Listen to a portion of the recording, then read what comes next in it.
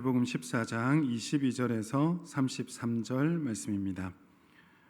신약성경 마태복음 14장 22절에서 33절 말씀입니다. 신약성경 24페이지 정도에 있습니다. 마태복음 14장 22절에서 33절 말씀입니다. 찾으신 줄 알고 한 절씩 교독하고 마지막 33절은 함께 읽도록 하겠습니다.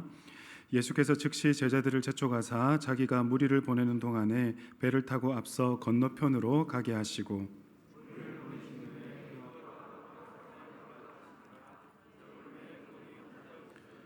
배가 이미 육지에서 술이나 떠나서 바람이 거스름으로 물결로 말미암아 고난을 당하더라. 제자들이 그가 바다 위로 걸어오심을 보고 놀라 유령이라 하며 무서워하여 소리 지르거늘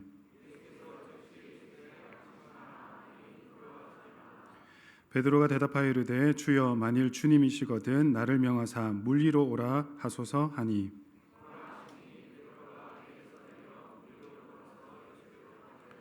바람을 보고 무서워 빠져가는지라 소리질러 이르되 주여 나를 구원하소서 하니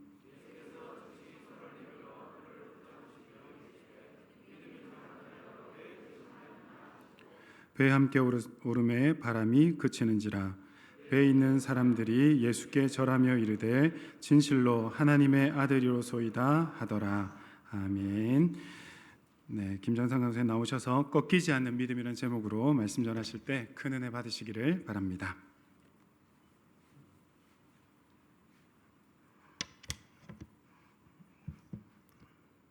네, 반갑습니다. 오늘은 이제 꺾이지 않는 믿음이란 제목으로 여러분들과 이제 말씀을 나누게 될 김장상 강도사입니다. 그래서 오늘 이제 이 말씀 베드로의 말씀 보면서 잠깐 보도록 하겠습니다. 혹시 여러분 그 지난 한 달 동안 이제 월드컵으로 해서 혹시 즐거우셨습니까? 어떠셨습니까? 월드컵 너무 즐겁게 보셨죠? 네, 저도 너무 이 월드컵을 너무 즐겁게 봤었습니다. 특별히 이제 한국이 16강에 확정되던 그 포르투갈전을 볼 때에 이제 다들 정말 그 역전의 또 승리를 보면서 많이 즐거워했으리라 저는 생각합니다. 그때 그래서 이제 2대1로 역전승을 하고 이제 16강이 진출이 확정된 후에 이제 선수단이 들고 있었던 그 태극기에 쓰여져 있었던 문구가 하나 있습니다. 바로 이제 그 중요한 것은 꺾이지 않는 마음이라는 문구였습니다. 그래서 이 문구를 요즘 많이 들어보셨을 텐데 이 문구의 뜻은 실패해도 계속해서 도전하겠다 그런 말입니다. 그래서 언더독이 이제 상위권에 있는 팀을 이길 때 이제 이 말들을 쓰이곤 합니다. 그렇듯 오늘 이제 그때 일무일패에 사실 궁지에 몰려 있었던 이 한국이 이제 포르투갈을 잡고 또 이겨냈으니 그것도 선제골을 당한 상황에서도 이겨내었으니 이 말이 참 적절한 명언이었습니다. 그래서 오늘 이 말이 너무 유명하면서 또 생각을 한 적이 있었습니다. 과연 우리의 신앙에서는 어떠한가? 우린 과연 쓰러지고 넘어질 때에도 우리의 믿음이, 우리의 마음이 과연 하나님 앞에서 계속해서 꺾이지 아니하고 흔들리지 아니하고 설 수 있는가? 오늘 우리가 믿음이 연약하여 계속 의심하는 이 베드로의 모습을 보면서 생각이 난 것입니다. 그래서 오늘 본문을 나눠보면서 이 믿음에 대해서 한번 생각을 해보고자 합니다. 그래서 오늘 본문이 딱 그런 상황입니다. 오늘 주님은 오늘 이렇게 물으십니다. 베드로에게 왜 믿지 못하고 의심하느냐입니다. 본문 그대로 하면 믿음이 작은 자여 왜 의심하였느냐입니다. 이 말이 곧 왜 믿지 못하고 의심하느냐라는 뜻입니다. 우리가 의심하지 않고 하나님을 믿을 때 놀라운 하나님의 기적이 일어난다는 것입니다. 우리의 모든 공고함과 염려와 두려움과 또 삶 속의 문제는 예수 그리스도 안에서 해결되고 응답받을 수 있습니다. 우리는 그걸 알고 있습니다. 예수님의 가르침이 진리이고 또 우리의 삶 속에서 큰 능력이 됨을 우리는 알고 믿고 있습니다. 말씀을 붙들고 살면 정말 그 믿음대로 능력이 나타납니다. 이 공생의 당시에 예수님의 가르침을 보면 정말 큰 권세가 있어서 수많은 사람들이 몰려 들어왔습니다. 그래서 새 교훈이다라고 했는데 여기서 이것은 그냥 새롭다 정도의 느낌이 아니라 차원이 다른 그런 교훈이었다는 것입니다. 그래서 오늘 우리가 잘 알고 있는 이제 앞에 본문에 있는 오병이어의 사건도 마찬가지입니다. 예수께서 즉시 이제 22절과 23절 보면 예수께서 즉시 제자들을 재촉하사 자기가 무리를 보낸 동안에 배를 타고 앞서 건너편에 가게 하시고 무리를 보내신 후에 기도하러 따로 산에 올라가시니라. 저물매 거기 혼자 계시더니 아멘. 이렇게 말씀하십니다. 그런데 이제 오늘 이 상을 보면 오병이어의 기적이 일어났습니다. 그런데 일으키시자마자 예수님께서 이 무리를 해산시키시는 것입니다. 왜냐하면 이 요한복음 6장 15절에 의하면 그들이 억지로 예수님을 왕으로 이제 삼으려 했기 때문입니다. 그래서 예수님은 이제 이 사람들을 해산시킨 후에 이제 다음 산으로 가서 기도하십니다. 그리고 그때 제자들에게는 배를 타고 먼저 건너편으로 가게 하십니다. 그때 이제 제자들에게 어떤 일이 일어나는가 오늘 잘 아시는 말씀입니다. 24절과 25절 말씀 보면 배가 이미 육지에서 수리나 떠나 바람이 거스름으로 물결로 말미암아 고난을 당하더라. 밤 사경에 예수께서 바다 위로 걸어서 제자들에게 오시니 아멘. 그러니까 제자들이 지금 배를 타고 건너가는 중에 강한 바람이 일어났습니다. 그래서 물결 때문에 고난을 당한다라고 표현할 정도로 힘겹게 노를 저었습니다. 이때는 가장 어두운 시간, 밤 사경, 즉 지금 이 시간은 이 성경을 보면 새벽 3시에서 6시까지의 시간입니다. 그때 지금 풍랑을 만난 제자들의 모습을 한번 상상해 보십시오. 얼마나 지금 어렵겠습니까? 마음도 어렵지만 몸도 어렵고 정신도 없을 겁니다. 어떻게 보면 이 모습들은 세상의 축소판이라 할 수 있을 것입니다. 제자들이 그렇게 이제 바다를 항해하는 이 모습을 보면 지금 배를 타고 항해하는 이것은 우리의 인생과 너무나 비슷합니다. 믿음이 없든지 믿음이 있든지 정말 믿음이 약하든지 강하든지 정말 이 상관이 없이 풍랑은 우리에게 찾아옵니다. 바다 위에 있는 이 풍랑은 갑자기 찾아옵니다. 그래서 믿음이 좋고 나쁘고는 지금 상관이 없습니다. 예수님께서 기적을 베푸실 때에 그렇게 환호하고 열광했던 시간들이 지났고 그 다음날 이렇게 풍랑이 닥쳐올 수 있다는 것입니다. 물론 바다가 잔잔할 때도 있었습니다. 하지만 바다는 항상 움직이기 때문에 비바람이 몰아치고 또 폭풍우가 몰려올 수 있습니다. 또 바다가 항상 움직이는 것 같이 우리가 살고 있는 이 세상도 항상 움직입니다. 고정되어 있지 않습니다. 그래서 우리가 정 바다 위에 떠 있는 배와 같은 인생들인 것입니다. 때로는 우리가 감당할 수 없는 정말 그런 집채만한 파도가 우리를 덮칠 때가 있습니다. 굉장히 두려울 때가 있습니다. 손을 쓸 수 없을 정도로 엄청난 폭풍이 몰려와서 정말 침몰할 것 같은 위기가 우리의 인생들입니다. 예상하지 못한 그 사고들, 또 두려움들, 환경적인 문제는 우리 눈에 보이지 않기 때문에 파악할 수도 없고 또 서로를 위로해 줄 수 없는 그런 사고들도 있습니다. 그런데 그것보다 더 무서운 마음속의 문제들, 어려움들, 영적인 문제가 우리에게 닥쳤을 때에는 정말 겉으로 또 드러나지 않기 때문에 더더욱이 끙끙거리며 괴로워하는 것을, 또 괴로워하는 사람들이 많은 것을 우리는 볼 수 있습니다. 사실 우리가 어려움을 당할 때가 있지만 그 어려움을 당한 그것이 부끄러운 일은 아닙니다. 어려움을 당했을 때 사실은 우리 함께 그 어려움들을 나누고 또 함께 기도하는 것이 사실은 믿음의 사람들입니다. 그런데 그러지 아니하고 혼자서 끙끙거리고 아파하고 있을 때에 점점 더 문제가 커지는 것입니다. 그래서 외부의 풍랑보다 내부의 풍랑이 더욱더 큰 문제로 다가오는 것입니다. 그런데 분명한 것은 하나님께서는 이 모든 상황을 알고 계시며 또 모두 보고 계시다는 사실입니다. 우리 인생에서 모르시는 것이 하나님께서 있으시겠습니까? 그래서 인간은요, 이렇게 풍랑이 찾아오는 이 세상에서 정말 세상에서 자기 자신을 견고하게 지키기 위해서 하는 것들이 있습니다. 신뢰할 수 있는 무언가를 찾습니다. 돈을 찾든지 권력을 찾든지 아니면 인맥을 찾든지 무언가를 찾아 자신을 견고하게 쌓기를 원합니다. 할 수만 있으면 많이 쌓아 놓으려 합니다. 그러나 문제가 뭐냐면 우리의 인생은 결국 바다 위에 있는 배와 같은 인생이라는 것입니다. 꺾인다는 것입니다. 생각해 보십시오. 배 안에 아무리 많은 좋은 것, 정말 이 세상에 정말 진귀한 그 부귀영화 모든 것을 다 쌓아놓아도 그게 무슨 소용이 되겠습니까? 배 안에 아무리 엄청난 것을 쌓아놓아도 배가 흔들리면, 바다가 흔들리면 그 모든 것은 흔들릴 수밖에 없습니다. 꺾일 수밖에 없습니다. 그래서 아무리 쌓아놓아도 인생은 흔들리고 그 위기 앞에서 우리는 넘어지고 무너집니다. 세상에 살고 있는 우리가 정말 이 배와 같은 인생이기에 이 쌓아둔 것을 가지고 돈이나 권력이나 무슨 인맥이나 이것으로는 우리 안전이 보장되지 않습니다. 우리가 잘 아는 그 유명한 영화였죠. 타이타닉도 마찬가지 아닙니까? 신도 이 배를 침몰시킬 수 없다고 했지만 작은 빙하 덩어리 하나에 침몰했습니다. 배가 뒤집어지고 침몰하면 아무 소용이 없는 것입니다. 남들 좋은 일만 하게 되는 것입니다. 나중에 침몰해서 나중에 그 배를 찾는 사람들은 보물 찾는다고 더 좋아할 것이고 우리에겐 좋은 일이 없는 것입니다. 그러므로 흔들리지 않는 기초가 믿음이 중요하다는 것입니다. 그렇게 해서 오늘 힘겹게 노를 젓고 있는 이 제자들에게 이제 예수님께서 찾아오십니다. 그런데 어떤 반응이 일어납니까? 오늘 26절, 27절 보면 이렇게 되어 있습니다.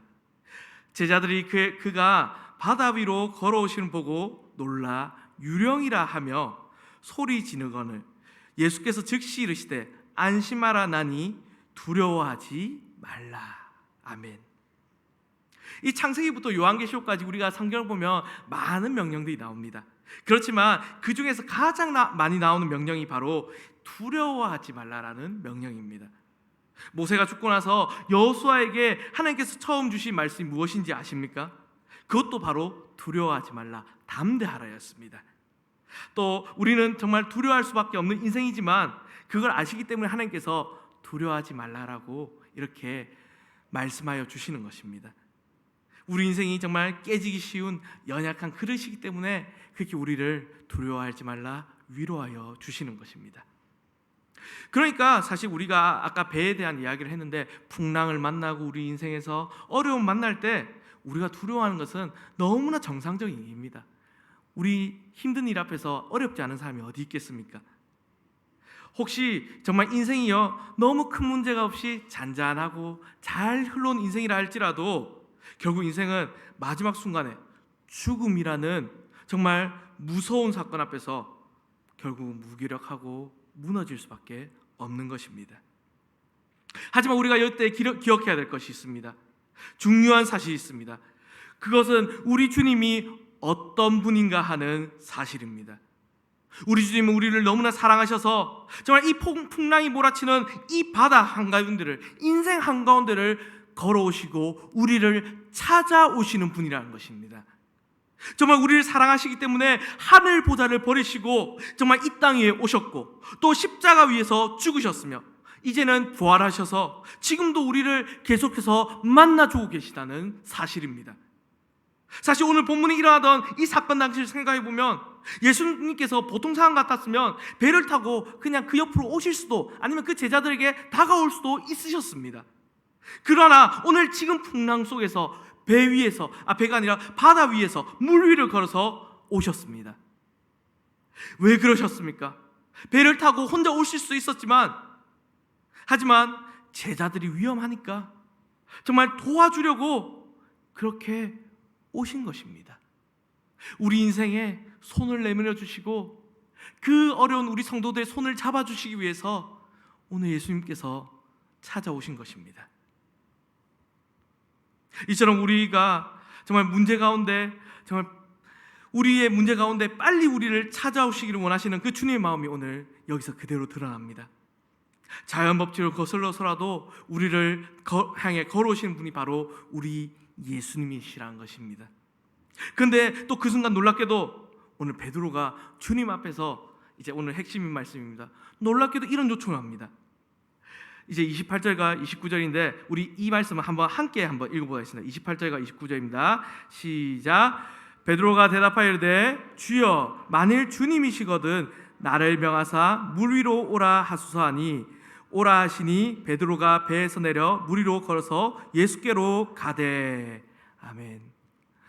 오늘 베드로가 정말 이 상황을 보면 조금 후에 물에 조금 빠지긴 했지만 인간으로서는 예수님 제외하고요 거의 처음이자 마지막으로 이제 이 바다 위를 걸은 사람이, 물 위를 걸은 사람이 되었습니다. 사실 얼마나 놀랍습니까? 여기 오늘 베드로의 말을 잘 보십시오. 만일 주님이시거든 나를 명하사 물 위로 오게 하소서, 오라 하소서. 정말 지금 너무 캄캄해서 하나도 보이지 않습니다. 새벽 3시에서 6시까지의 시간입니다. 얼마나 어두운 시간입니까?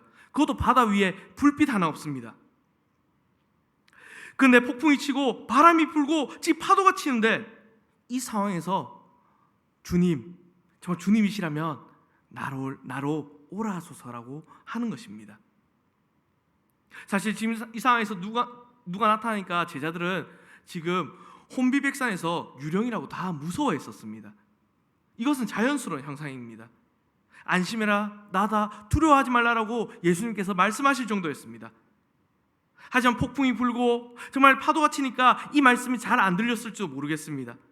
그래도 어느 정도는 들렸을 것이고 예수님이라고 이것을 깨달은 베드로는 오늘 예수님이시라면, 능력의 주님이시라면, 나를 사랑하시는 주님이시라면, 저렇게 물 위를 걷는 분이시니까 나에게, 자기에게 물 위를 걷게 오라고 명령하시면 자신도 걸을 수 있을 것이라고 믿음을 가진 것입니다. 그래서 예수님께서는 오라 하십니다. 베드로는 순종해서 믿음으로 물 위를 발을 내딛습니다. 인간이 물 위를 걸을 수 없다는 사실은 사실 베드로가 원래 직업이 무엇이었습니까? 어부였기 때문에 너무나 잘 아는 사실이었을 겁니다. 평생을 바다에서 보낸 이 베드로가 모를 리가 없었을 것입니다. 하지만 그때 주님을 바라보며 바다 위를 걸어갔습니다. 믿음의 발을 내딛었습니다. 바로 이것이 우리의 신앙생활입니다. 우리의 믿음 생활입니다. 그리스도인은, 정말 이 성도들은 이 세상에서 자신의 경험이나 자신의 지식이나 실력으로 사는 것이 아니라 정말 주님의 말씀으로 사는 사람들입니다. 주님의 그 말씀에 확신을 가지고 그 말씀에 순종해서 걸어간 자들, 그들이 바로 그리스도인, 성도라는 것입니다. 상식적으로 생각하면 사람이 어떻게 물 위를 걸을 수 있겠습니까? 불가능합니다. 우리가 어떻게 근데 이 세상의 풍랑을 우리의 힘만으로 견뎌내고 이겨낼 수 있겠습니까? 불가능합니다. 교회 일도 마찬가지입니다. 상식적으로 생각하면 이게 될까 싶은 일들이 너무나 많습니다. 그러므로 정말 이 폭풍 속에서도 바다 위를 걸을 수 있는 이 능력을 주시는 주님을 바라보고 의지하며 우리는 사는 것입니다. 그럴 때 우리의 삶에도 상식을 초월하는 능력이, 정말 놀라운 기적이 일어나는 것입니다. 그런데 이 바로 다음 순간 베드로에게 무슨 일이 일어납니까? 30절에 이렇게 말씀하고 있습니다. 바람을 보고 무서워 빠져 가는지라 소리를 질러 이르되 주여 나를 구원하소서 하니. 이때까지만 해도 너무 좋았던 것 같습니다. 29절에 보면 걸어서 예수께로 가되 하니까 베드로가 예수님을 보면서 물 위를 걸었습니다. 그런데 어느 순간 물속으로 빠져듭니다. 풍랑이 일고 바다에 파도가 크게 치는 것을 보니까 두려워서 이제는 물에 빠져버린 것입니다. 그러니까 예수님을 바라보고 물 위로 발을 탁 내딛었을 때는 정말 그 기적을, 물 위를 걷는 기적을 체험했는데 그의 시선이 이제는 주님이 아니라 몰려오는 바람을 보니까 두려워해서 물에 빠져버린 것입니다. 이것을 잘 보십시오. 오늘 지금 잠깐의 상황이지만 상황이 바뀌었습니까? 아닙니다. 물 위에서 걸었을 때나 물에 빠졌을 때나 지금 풍랑이 일고 파도가 일고 그리고 또 바람이 불고 하는 상황은 똑같습니다. 그런데 무엇이 달라졌습니까? 베드로의 시선이 머무는 곳이 달라졌다는 것입니다. 예수님을 바라볼 때에는 물 위를 걸었었는데 이제는 예수님이 아니라 다른 데를 보았을 때, 바다를 보았을 때, 바람을 보았을 때 물 안에 빠졌다는 것입니다. 그리고 여기서 30절 자세히 보면 베드로가 물에 빠진 것은 단순히 시선을 주님에게서 바람을 옮겼기 때문이 아니라 한 가지 더 있습니다. 무서워 빠졌다고 되어 있습니다. 지금 무서워서 빠졌다는 것입니다. 강한 폭풍과 이 물결은, 큰 물결은 똑같습니다. 그런데 지금 두려움이 없었을 때는 물 위를 잘 걸었는데 세상의 풍파, 어려움을 당하니까 이제는 예수님을 바라보지 못하고 두려워서 물 위에 빠졌다는 것입니다. 그렇다면 두려워하지 않을 수 있었던 이 원인과 두려워했던 원인이 무엇입니까? 주님을 바라보고 있을 때, 정말 내 인생이 하나님을 바라보고 있었을 때는 두렵지 않았습니다. 그러나 바람을 보았을 때에, 풍랑을 보았을 때에, 내 인생의 위기, 내 인생의 그 사건 사고를 바라보았을 때는 두려웠습니다. 그러니 주님을 바라볼 때는 무섭지 않았으니까 물 위를 걸었었고, 주님을 바라보지 아니하고 바람을 보았을 때는 무서워서 물에 빠져 들어간 것입니다. 그러니까 물에 빠진 원인은 두려움이었고, 그리고 두려움을 가지게 하는 원인은 주님이 아니라 바람을 본 것입니다. 바로 이것입니다. 오늘 계속해서 우리의 신앙생활을 얘기하지만 우리의 신앙생활도 마찬가지입니다. 실제로 어떤 문제가 우리 삶에 닥칩니다. 그런데 세상의 바다에 빠지고 바로 우리가 무너지는 것이 아닙니다. 보면 진짜 문제가 어려워서 우리가 망가지는 것이 아닙니다. 먼저는 어디를 보느냐에 따라 이 문제들이 결정이 됩니다. 주님을 바라보면 우리는 두렵지 아니하고 정말 이겨내게 됩니다. 그러나 상황을 바라보면 정말 내 주위의 상황을 바라보니까 두려워서 무너지게 되는 것입니다. 두렵지 않으면 어떤 문제도 이겨낼 수 있지만 두려워하니 문제 속에 빠져들게 되는 것입니다. 결국 오늘 우리의 시선을 어디에 맞출 것인가 하는 것이 문제입니다. 12명의 제자들도 보십시오. 물 위를 걸어오시는 예수님을 보았을 때 모두가 유령이라고 하면서 혼비백산하며 두려워하며 도망하려 했습니다. 예수님을 제대로 바라보지 못하면 이렇게 두려워하게 되어 있습니다. 그런데 예수님은 누구십니까? 우리 아까도 말씀드렸다시피 사랑의 하나님이시고 또 능력의 주님이십니다. 사랑만 있고 능력이 없으시다면 우리의 문제를 해결해 주실 수가 없는 분입니다. 그러나 또 반대로 능력만 있지만 또 우리를 사랑하지 않는다면 우리와는 별로 상관이 없는 분이 되십니다.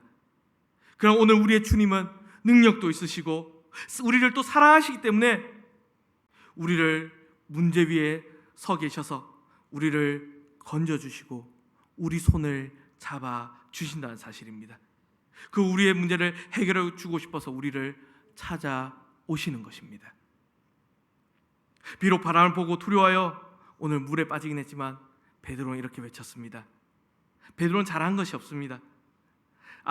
베드로가 여기서 딱 잘한 것이 하나 있습니다.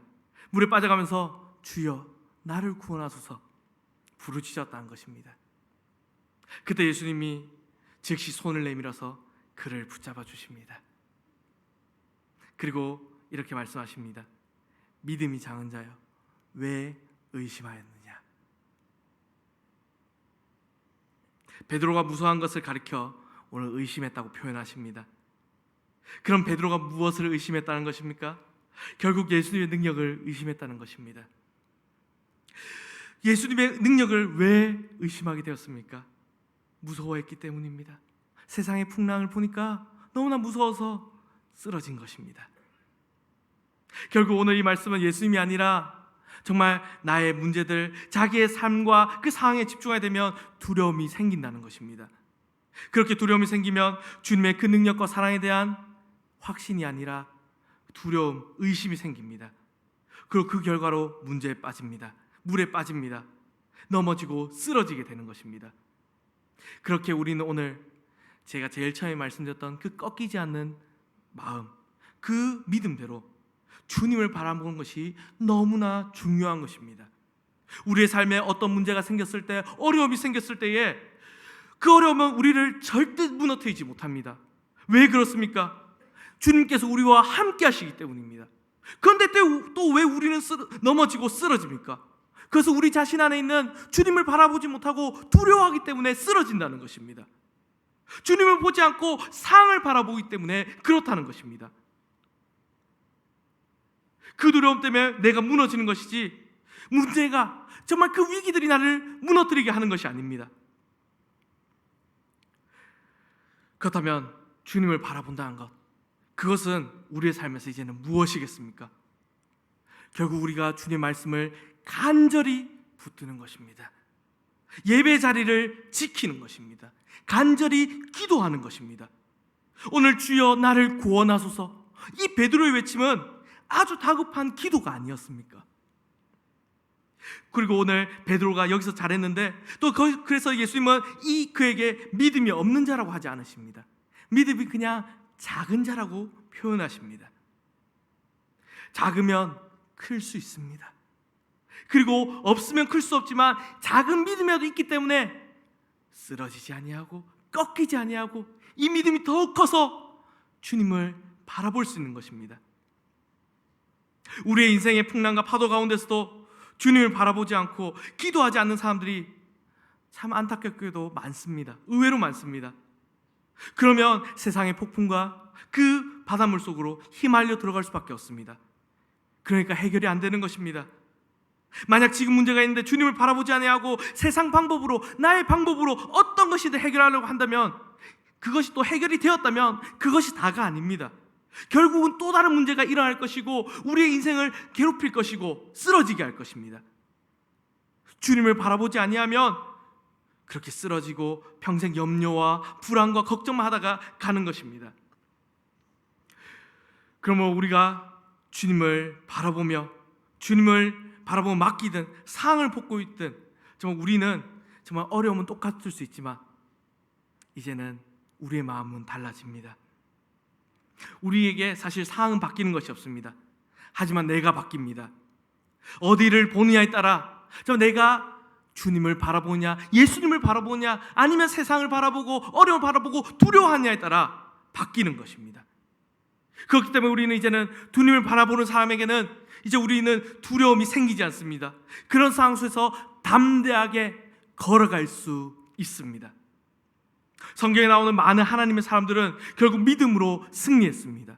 꺾이지 않는 그 믿음 가운데서 승리하는 모습을 우리는 자주 보게 됩니다. 모세의 경우에도 보면 믿음으로 홍해를 정말 갈랐습니다. 인간적으로는 불가능한 일이지만 하나님의 약속을 의지해서 지팡이 들고 정말 그 손을 바다 위로 내밀자 바다가 갈라졌습니다. 놀라운 기적이 일어났습니다. 또 다윗과 골리앗의 경우도 마찬가지입니다. 다윗과 골리앗, 육체적인 그 상황을 보면 힘이 강해서 이긴 것이 아닙니다. 육체적으로 보면 골리앗이 당연히 이겨야 하는 것입니다. 훨씬 연약했습니다. 그러나 골리앗보다 위대하신 그 하나님을, 우리 하나님을 의지하니까 놀라운 승리를 다윗이 맛본 것입니다. 우리도 그래서 주님을 의지하며 그렇게 나아갈 때에 놀라운 기적을, 우리 인생 속에서 하나님께서 우리에게 베풀어 주시는 은혜를 체험하게 된다는 사실입니다. 그래서 우리가 하나님을 바라보면서 오늘 그 말씀을, 하나님의 말씀을 붙들면서 기도하는 것입니다. 나 자신의 진로의 문제, 가정의 문제, 인간관계의 문제, 또 어떤 문제든지 그것을 계속 바라보면서 어떡하지가 이제는 아니라 하나님 앞에 가지고 와서 몸부림치면서 기도하는 것입니다. 그런 믿음의 사람들에게, 그런 꺾이지 않는 믿음을 가지고 있는 사람들에게 하나님은 두려워하지 말라, 나를 신뢰하라, 내가 해결해 주실 것이다, 내가 너와 함께 할 것이다 라고 음성을 들려주실 것입니다. 그리고 이제 이 다음에 말씀을 마지막 보면서 끝내도록 하겠습니다. 이제 가장 사나운 인물, 이 풍랑 만났던 인물, 성경 인물 중에는 또 욥이라는 인물이 있습니다. 우리 잘 아실 겁니다. 욥은 참 모든 면에서 어떻게 보면 잘 나가는 사람이었습니다. 이렇게 온전하고 정직하며 하나님을 경외하며 그렇게 살던 욥이 인생에 정말 거대한 폭풍을 만나서 하루아침에 전 재산을 날리고 또 자녀들도 모두 죽었습니다. 아내는 도망가 버렸습니다. 그리고 또 욥 자신도 자신의 머리부터 발끝까지 종기가 나서 병이 일어나고 피부병이 일어나고 정말 죽지 못해 사는 그런 고통에 처해졌습니다. 얼마나 그 모습이 안 좋았으면 정말 그 아내마저도 저주하면서 죽으라고 했겠습니까? 그런데 기가 막힌 것은 그 욥기를 보면 모두가 이 42장인데 3장부터 37장까지 내용이, 즉 욥기의 대부분이 내용에서 하나님께서 아무 말씀도 안 하신다는 것입니다. 침묵하고 계십니다. 그 인생과 그 폭풍과 풍랑 가운데 하나님은 어디 계셨습니까? 정말 이 욥이 그렇게 신실하고 좋았는데 그 망해가는 가정 속에서 하나님은 어디 계셨습니까? 욥이 부르짖어도 하나님은 응답하지 않았습니다. 더 놀라운 것은 이제 욥기 38장에 가셔야 나타나신 그 하나님께서 들려주신 말씀의 내용입니다. 내가 왜 고난을 받는지 아느냐? 내가 너의 인생을 어떻게 인도할지 아느냐 하시면서 욥의 질문에 대답을 하신 것이 아니라 하나님 자신의 그 주권과 지혜를 말씀하셨습니다.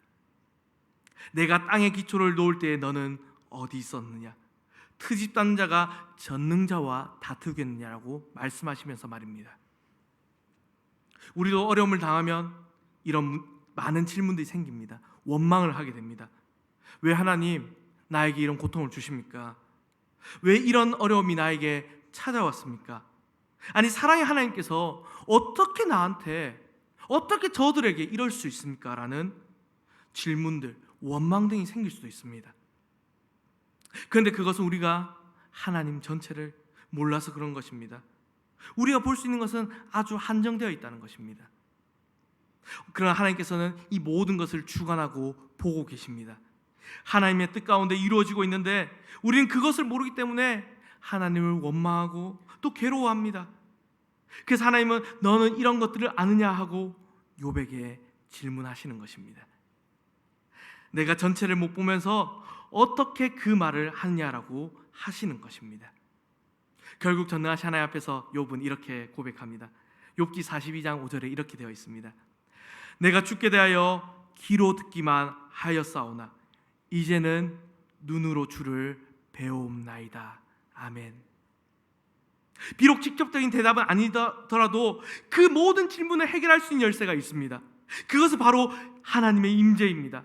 정말 그 사랑의 하나님, 능력의 하나님을 만날 때에 우리를 묶고 있던, 우리를 옥죄고 있던 모든 결박들이, 정말 그 문제들이 풀린다는 것입니다.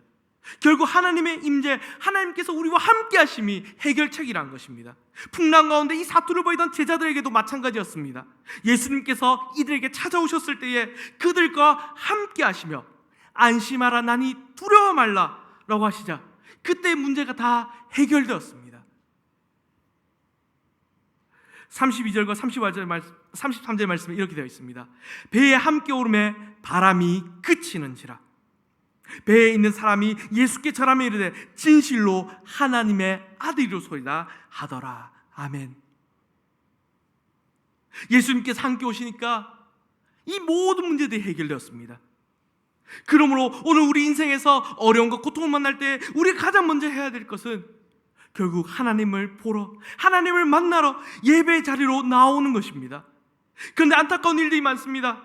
가끔 보면 인생의 그 풍랑이 찾아올 때에 예배 자리로 나오지 아니하고 다 계속 다른 데로, 자꾸 다른 곳으로 찾아가는 것입니다. 너무나 안타깝습니다. 그렇게 하다가 지금 당장 문제가 해결되어도 그 문제가 다음에 또 몰려올 때 어떻게 해결하겠습니까?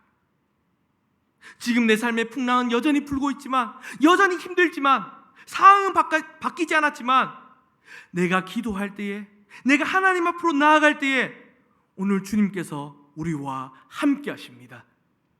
그리고 내가 찬양할 때에 하늘의 평안을 우리 마음 안에서 누리게 됩니다. 내가 또 주님의 말씀을 들을 때에 그 위로와 평안이, 용기가 이제는 샘솟게 됩니다. 그래서 주님 안에서 새로운 소망을 우리는 발견하게 됩니다.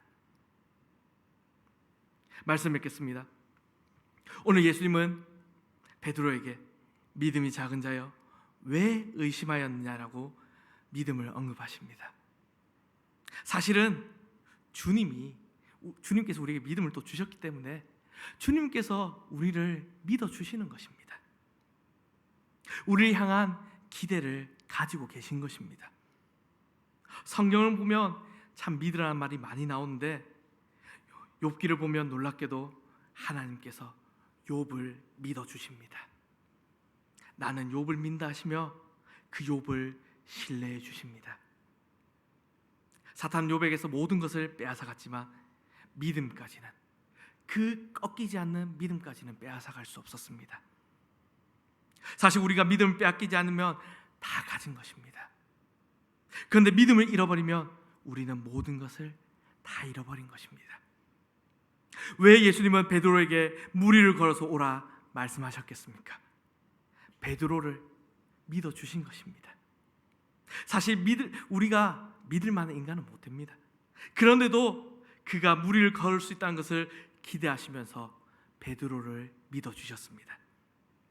이처럼 하나님은 우리에게 감당할 수 있는 그 능력을 주시고 또 감당할 수 있는 시험을 주십니다.